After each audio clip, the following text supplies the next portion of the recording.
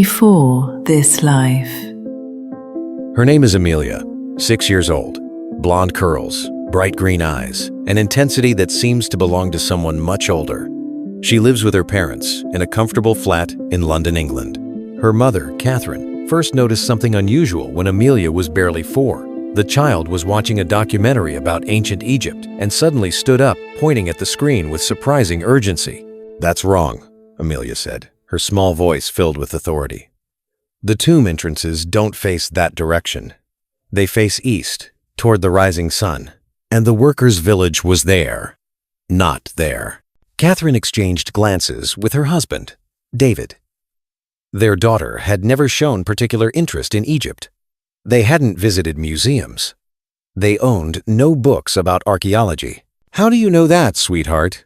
Catherine asked carefully. Amelia looked at her mother, as if the question was absurd. "Because I worked there, Mama, in the valley, when I was Dr. Eleanor Ashford, when I was looking for the tomb that everyone said didn't exist." The name meant nothing to Catherine and David, but Amelia continued, unprompted, over the following weeks. She spoke about excavating in brutal heat, about supervising Egyptian workers who taught her Arabic phrases, about brushing sand from ancient stones with patient, precise movements, about keeping detailed field notes in leather journals. "We were so close," Amelia would say, staring out the window as if seeing something far beyond London. "I could feel it. The tomb was there, hidden under centuries of rubble, just a few more days of digging. But then the sun was too much." She described the sensation of heat stroke with clinical precision impossible for a 6-year-old. The dizziness, the confusion, the feeling of her body failing in the merciless Egyptian heat. "I remember falling," she said quietly. "The sand was so hot it burned through my clothes. My workers were calling for help, but everything was spinning. And then the darkness. And then I wasn't Dr. Ashford anymore. Then I was gone." Catherine felt chills despite the warm afternoon. Her 6-year-old daughter was describing a death, an adult professional life, an archaeological expedition. The statements accumulated. Amelia drew detailed maps of the Valley of the Kings, labeling locations with technical terminology. She sketched cross-sections of tomb architecture, showing burial chambers, antechambers, corridors. She described excavation techniques, grid systems, stratigraphic recording, artifact cataloging. "You have to be so careful," she explained, moving her small hands as if holding delicate tools. "One wrong movement, and you can damage something that survived 3,000 years. You have to brush, not dig. You have to document everything. Every layer of sand tells a story." David, a solicitor with no background in archaeology, began researching. He contacted the British Museum, asking if they had records of female archaeologists working in Egypt during the 1,930 seconds. The response came back within days. Several British women had worked in Egyptology during that period, though they faced significant professional barriers. But one name stood out from the correspondence. Dr. Eleanor Ashford, Cambridge-educated archaeologist, worked in the Valley of the Kings from 1,934 to 1,936. Died of heat stroke during an expedition in August 1936, age 32. David's hands trembled as he read the brief biographical entry. Then he found something else. A notation in the museum's archives about Ashford's unpublished field notes, donated by her family but never fully cataloged or studied. He arranged a visit to the museum's research library, bringing Catherine and Amelia. The archivist brought out a leather-bound journal, carefully preserved. Dr. Eleanor Ashford's handwriting filled the pages, technical observations, site maps, theories about undiscovered tombs. Amelia reached toward the journal with reverent fingers. "That's my handwriting," she whispered. "I remember writing this. In the tent at night, by lamplight. My hands were always covered in dust." The archivist looked startled. Catherine explained, carefully, about their daughter's unusual statements. "May I show her something?" the archivist asked. From the journal, she produced a loose sketch, a hand-drawn map of a section of the valley, with notations in the margins. Amelia studied it intently. then reached for a piece of paper. "This is wrong," she said, beginning to draw. "The entrance wasn't there. It was here. I found it the day before I died." I started clearing the rubble. I could see the edge of a doorway, but I didn't have time to properly document it before the heat. She completed her drawing, a more detailed version of Ashford's sketch, with additional features and precise measurements. The archivist's face went pale. These details, these matched geological surveys done in the 1,970 seconds. Surveys that revealed features invisible from the surface. Features that Dr. Ashford couldn't possibly have seen in 1936. Catherine felt the room tilt. Her 6-year-old daughter had just corrected and expanded an archaeological map from 1,936, adding details that modern technology confirmed were accurate. How could a child know this? David contacted Dr. Rashid Hassan, an Egyptologist at University College London who specialized in the history of archaeological expeditions in the Valley of the Kings. Dr. Hassan agreed to meet with the family, his curiosity outweighing his skepticism. In their living room, Dr. Hassan spread photographs and maps across the coffee table. Images of the valley from various periods, excavation sites, tomb entrances, archaeological teams at work. "Amelia," he said gently, "can you show me where you worked?" Amelia studied the photographs, then pointed confidently to a specific area in the valley's eastern section. "There. That was my sector. KV-63 was already discovered by that time, but I believed there was another tomb nearby. Everyone thought I was wrong. Even my colleagues thought I was wasting time. But I knew. The topography was right. The ancient pathways suggested something hidden." End quote. "This right. The Sinjan." End quote. Dr. Hassan's eyebrows rose. KV-63 was discovered in 2005, 70 years after Ashford's death. No one in the 1,930 seconds knew it existed. Yet Amelia had just accurately placed it in relationship to her claimed excavation site. "Can you describe your excavation method?" Dr. Hassan asked. Amelia's vocabulary shifted, becoming technical, precise, professional. "We use the Wheeler Kenyon method, stratigraphic excavation with careful recording of each layer. I had a grid system set up with string lines. Each square meter was excavated separately, and all artifacts were recorded with 3-dimensional coordinates before removal. I photographed everything with my Graflex camera." Dr. Hassan sat back, stunned. The Wheeler Kenyon method was indeed used in 1,930 seconds archaeology. The Graflex was the standard archaeological camera of that era. A 6-year-old was describing professional excavation techniques from 90 years ago. Over the following weeks, Dr. Hassan documented everything Amelia said. He brought more photographs, more maps, more technical questions. Amelia described her daily routine in Egypt. Rising before dawn to work in the cooler morning hours. The taste of dust constantly in her mouth. The way the light hit the valley walls at different times of day. The sound of the workers singing while they dug. She spoke about the challenges of being a woman in a male-dominated field. "They didn't take me seriously at first," she said, her 6-year-old voice carrying the frustration of adult experience. "The other archaeologists, the museum directors, they thought I was playing at science, but I'd studied at Cambridge. I knew the languages, ancient Egyptian, hieroglyphics, hieratic script. I'd published papers. I was a real archaeologist, but I had to work twice as hard to be respected half as much." Catherine listened to her daughter describe professional discrimination from the 1,930 seconds with the emotional depth of someone who had lived it. Dr. Hassan brought a critical test. He showed Amelia photographs of various artifacts, some genuinely from 1,930 seconds Egyptian excavations, others from different periods or regions. "Can you tell me which of these you might have seen during your work?" he asked. Amelia studied each photograph carefully. She correctly identified artifacts that would have been known to archaeologists in the 1,930 seconds. She rejected items discovered after 1936. She even pointed to one particular scarab and said, "That's from the 21st dynasty. We found several like it in the debris field near my site." Dr. Hassan checked his records. Scarabs from the 21st dynasty had indeed been found in that area, documented in excavation reports from Ashford's expedition. The most compelling evidence came when Dr. Hassan accessed the Griffith Institute's archives at Oxford home to the most complete collection of records from Egyptian archaeological expeditions. In those archives, he found Dr. Eleanor Ashford's complete field notes, including entries from her final days. The last entry, dated the 10th of August, 1936, 3 days before her death, read, "Cleared rubble from promising depression in grid square F7. Expose what appears to be worked stone, possibly a tomb entrance.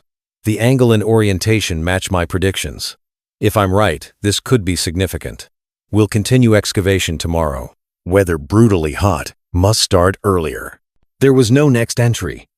Ashford died the 13th of August, 1936, before she could return to the site. And her promising depression in grid square F7 was never investigated further.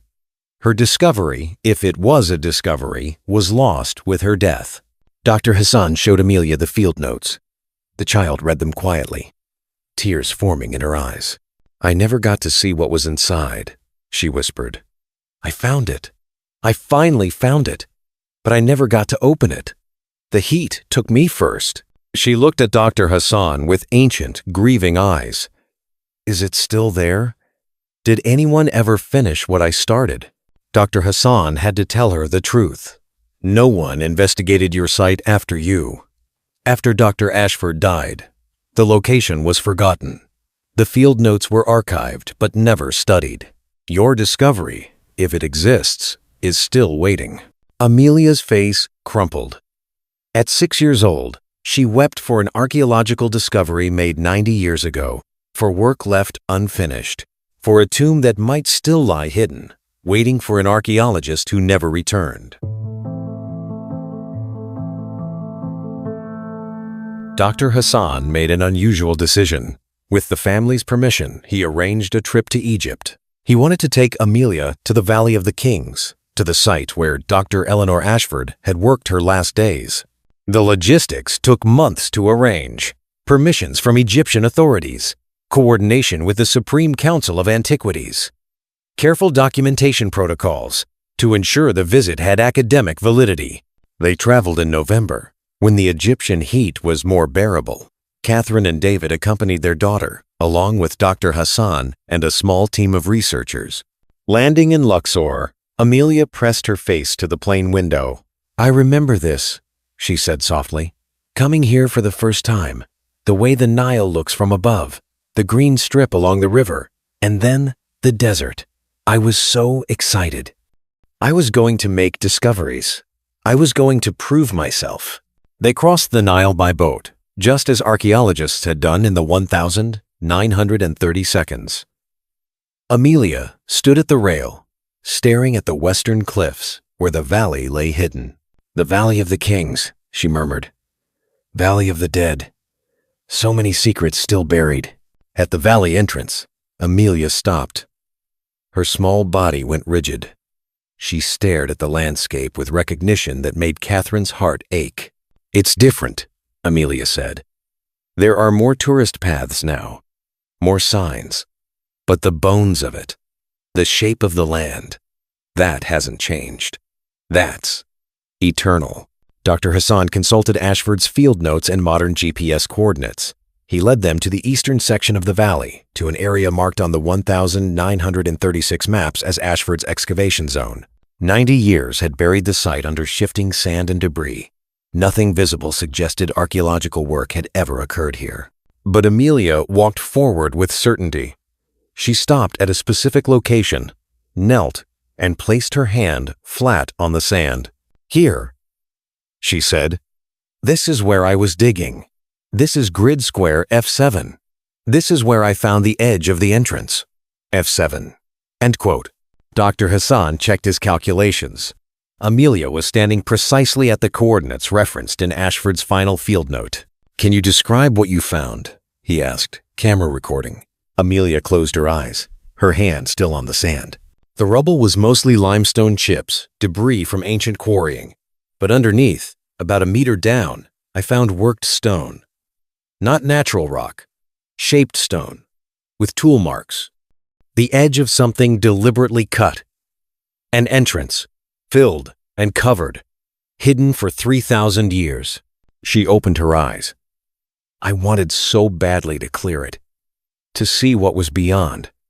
But it was the hottest part of the day. I should have waited until evening, but I was so excited. I kept working. I didn't notice how dizzy I was getting. Not until it was too late. Tears streamed down her face. I fell right here. The workers tried to help me. They carried me to the shade. They poured water on me, but the heat had already taken me. My body couldn't recover. I remember lying there, staring at the sky, knowing I was dying, knowing I'd never see what I'd found. That was the worst part. Not dying, but not finishing. Dr. Hassan made extensive notes. He photographed the site. He documented Amelia's statements. Then he made an extraordinary proposal. With permission from the authorities, he would conduct a preliminary archaeological survey of the site. Ground-penetrating radar. Careful excavation if anything promising appeared. He would try to finish what Eleanor Ashford had started. The survey took place over 3 days. Amelia watched from the shade, drinking water constantly, her parents vigilant about her safety in the heat. The ground-penetrating radar revealed what Amelia had described. Approximately 1 meter below the surface, there was indeed worked stone, an anomaly in the bedrock, something that didn't match natural geology. The shape suggested a filled entrance, a tomb door, deliberately covered, exactly as Amelia had described. Dr. Hassan showed her the radar images. Amelia stared at them, her 6-year-old face showing the satisfaction of a professional vindicated. "I was right," she whispered. "I was right all along." Further investigation would require months of permit applications and excavation planning. Dr. Hassan couldn't open the site during their visit.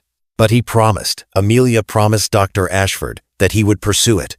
"Your work will continue," he told her. "What you started in 1936 will be finished. Your discovery will be recognized." On their final day in the valley, Amelia asked to return to the site alone with her parents. Dr. Hassan waited respectfully at a distance. Amelia knelt on the sand, placing both small hands where she had dug 90 years before, in a different body, in a different lifetime. "I'm sorry I couldn't finish," she said softly, speaking to the sand, to the buried entrance, to the archaeologist she had been. "But someone will. Someone will see what's behind that door, and they'll know I found it. They'll know I was right." Catherine knelt beside her daughter, holding her. David joined them. They stayed there in silence, the three of them, mourning and celebrating something impossible, a life lived, work unfinished, and consciousness that somehow remembered across 90 years and the boundary of death. Back in London, Dr. Hassan began the extensive process of applying for a full excavation permit for Ashford's site. The documentation was compelling: historical field notes, modern ground-penetrating radar, and the extraordinary case of a child with impossible knowledge. Meanwhile, Dr. Hassan continued investigating Dr. Eleanor Ashford's life. He found more than field notes. He found a portrait of a remarkable woman who had defied every limitation placed on her. Born 1904, educated at Cambridge, at a time when women had only recently been admitted, completed a doctorate in Egyptology in 1928. Published groundbreaking research on 21st dynasty burial practices, fought for recognition in a field dominated by men. Her colleagues' letters revealed respect mixed with resentment. She was brilliant, determined, and unwilling to accept secondary roles. She'd secured her own funding for the Valley of the Kings expedition, an almost unheard-of achievement for a woman in the 1930 seconds. Dr. Hassan showed Amelia photographs of Dr. Ashford. The black and white images showed a serious-looking woman with intelligent eyes and determined expression. Amelia studied the photographs for a long time. "I looked older than I was," she said quietly. "The sun aged my skin. The work was hard. But I loved it. I loved the feeling of uncovering history, of being the first person to touch something in 3,000 years. That feeling made everything worth it. She traced the photograph with her small finger. I was lonely sometimes. The other archaeologists, the men, they had wives who came to Egypt with them. Support, companionship. I had my work. That had to be enough. And it was enough. Mostly. Catherine listened to her 6-year-old daughter describe the loneliness of a professional woman in the 1,930 seconds with heartbreaking authenticity. Dr. Hassan brought more evidence. He'd found Ashford's published papers and showed them to Amelia. Dense academic writing about tomb architecture, burial practices, hieroglyphic analysis. "Can you read this?" he asked, curious. Amelia studied the pages. "Yes. I wrote this. This paper is about the evolution of tomb design in the 21st dynasty. I argued that the simpler designs reflected economic decline rather than artistic choice. Not everyone agreed with me, but the evidence supported it." She pointed to a hieroglyphic inscription in one of the figures. "That's a protection spell for the deceased's journey to the afterlife. The Egyptians believed death was just a transformation, that the soul continued. They built these elaborate tombs because they believed consciousness survived." She looked up at Dr. Hassan with ancient eyes. "Maybe they were right. Maybe that's why I'm here. Why I remember. Because consciousness does survive. Because I survived. Just not in the way they imagined." The most profound evidence came when Dr. Hassan tested Amelia's knowledge of ancient Egyptian language. He showed her hieroglyphic texts, some simple, some complex, without translations. Amelia read them, not perfectly, but with surprising accuracy. She identified royal cartouches. She translated basic phrases.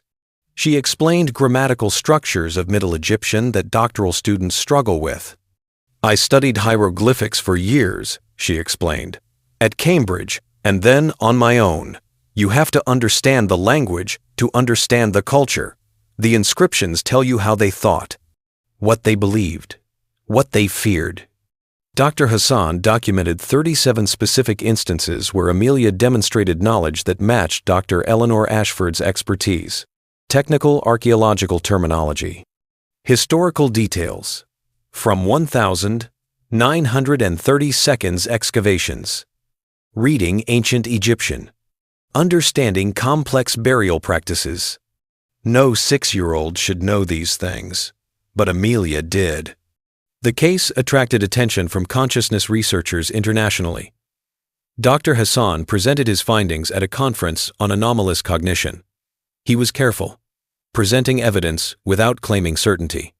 But he ended with a question that haunted everyone who heard it. How do we explain a 6-year-old girl who can read hieroglyphics she's never studied? Who knows details from unpublished 1,936 field notes she's never seen, and who accurately describes a buried archaeological site that modern technology confirms exists exactly where she said it would? For Dr. Hassan, the evidence pointed to something extraordinary. Not proof of reincarnation, science couldn't prove that, but evidence that consciousness, memory, and identity might be far stranger than anyone imagined.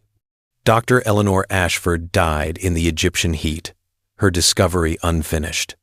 But her knowledge, her passion, her scholarly mind seemed to have found its way back, carried in a child who still remembered the sand, the sun, and the buried entrance that waited in the Valley of the Kings. Today, Amelia is 8 years old. Her memories of being Dr. Eleanor Ashford are beginning to fade, as they often do in these cases.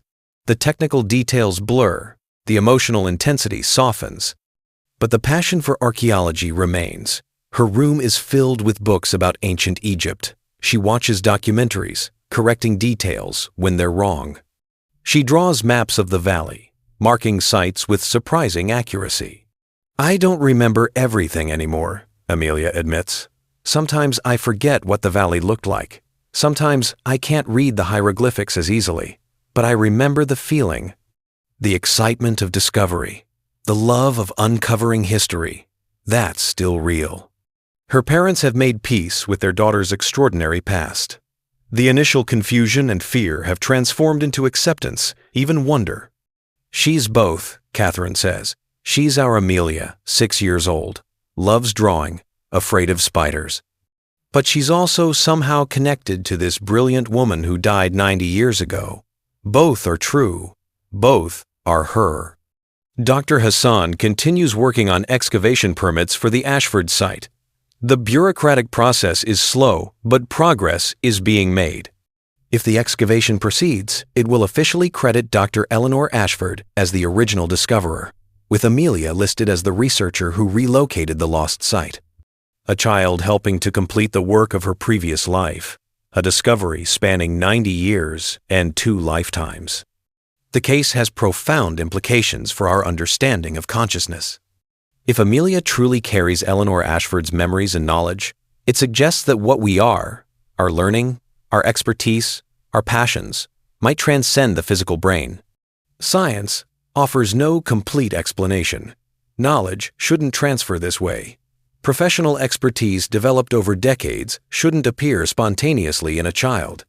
Consciousness shouldn't remember what it never learned in its current lifetime.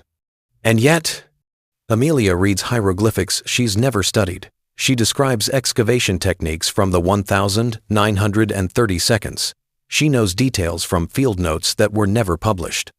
She led researchers to a buried archaeological site that modern technology confirms exists exactly where she said it would. The evidence suggests something extraordinary about the nature of memory, consciousness, and identity. Perhaps death is not an ending, but a transition.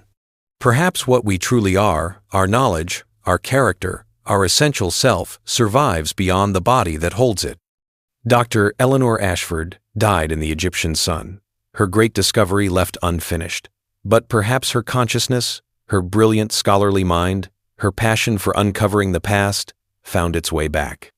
Perhaps she returned as Amelia, carrying forward not just memories, but purpose. In the Valley of the Kings, beneath a meter of sand and 90 years of silence, an entrance waits. The entrance Eleanor Ashford found the day she died. The entrance Amelia still remembers. Someday soon, that entrance may be cleared, the tomb beyond may be opened. And the discovery will bear Eleanor Ashford's name, a vindication across time, a completion of work that death interrupted but could not end. The ancient Egyptians believed consciousness was eternal. They built elaborate tombs and wrote complex spells because they believed the soul survived death, traveling to a new existence beyond the physical world. Perhaps Amelia's memories are evidence that they were right. Perhaps consciousness does survive. Perhaps the scholar's mind endures, carrying forward across the boundary we call death, returning to finish what it started. We don't know. We can only document. We can only wonder. But somewhere in the Egyptian desert, under the sand and stone, a discovery waits, and a 6-year-old girl remembers finding it in a life she lived before this one, when she was a brilliant archaeologist who refused to let anything, even death itself, stop her search for truth buried in the ancient sands.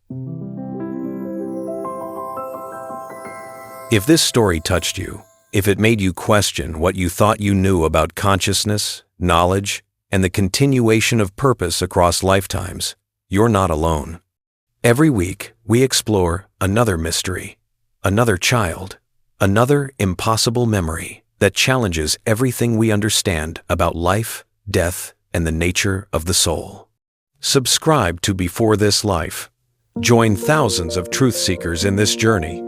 Because some questions are worth asking, some mysteries deserve our wonder, and some stories need to be heard. What's your theory about Amelia's knowledge? Have you experienced unexplained expertise or calling that seems to come from beyond your current life? Share your thoughts in the comments below. Let's explore this together. This has been Before This Life.